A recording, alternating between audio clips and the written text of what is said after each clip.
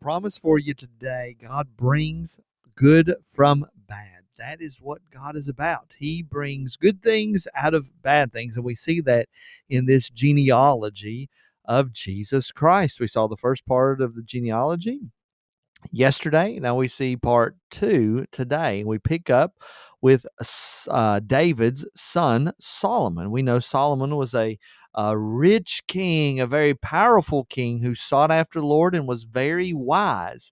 Unfortunately, toward the latter half of his life, he really pushed against the Lord and disobeyed the Lord and doing things that are wrong, amassing tons of wives, terrible things that he did. He ran after other gods. You would think of somebody being the wisest of all kings. He would not run after other gods, but indeed he did. I think personally that the book of Ecclesiastes gives the repentance portion of Solomon's life where he realized, no, this all is vanity of vanity. I shouldn't have done it.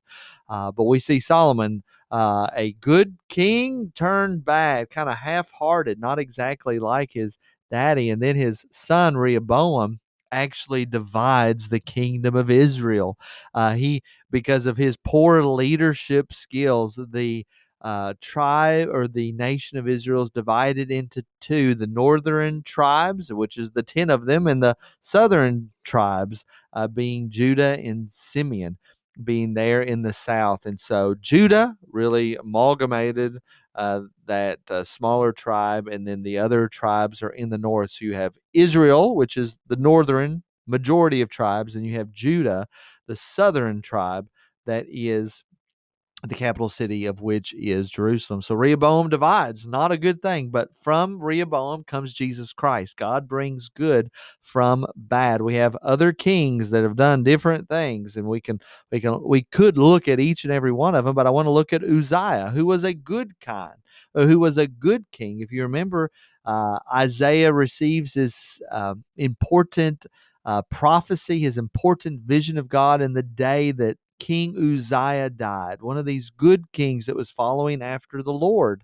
But Uzziah, coming from Uzziah's lineage, is Ahaz, who was an evil, wicked king. But Ahaz's son is Hezekiah, who does some wonderful, good things for the Lord. But then the son of Hezekiah is Manasseh, who's considered the worst of all of the kings, the worst of all the kings of Judah. Manasseh is considered that. But Manasseh has a conversion experience later in life.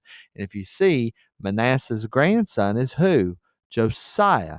Manasseh had Amos or Amon. If you look in the Old Testament, he's referred to as King Amon. Evil, terrible king, bad king. But then he has Josiah, this young boy king. Manasseh has a conversion later in life. Again, God brings good out of bad.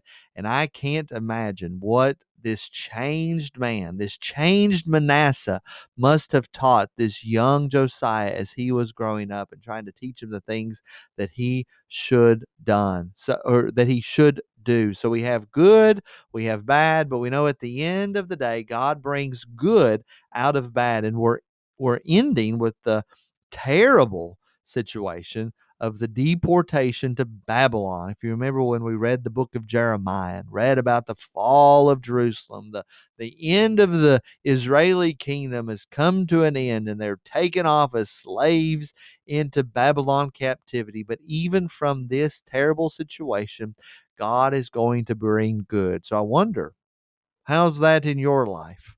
Out of bad situations, God will bring good.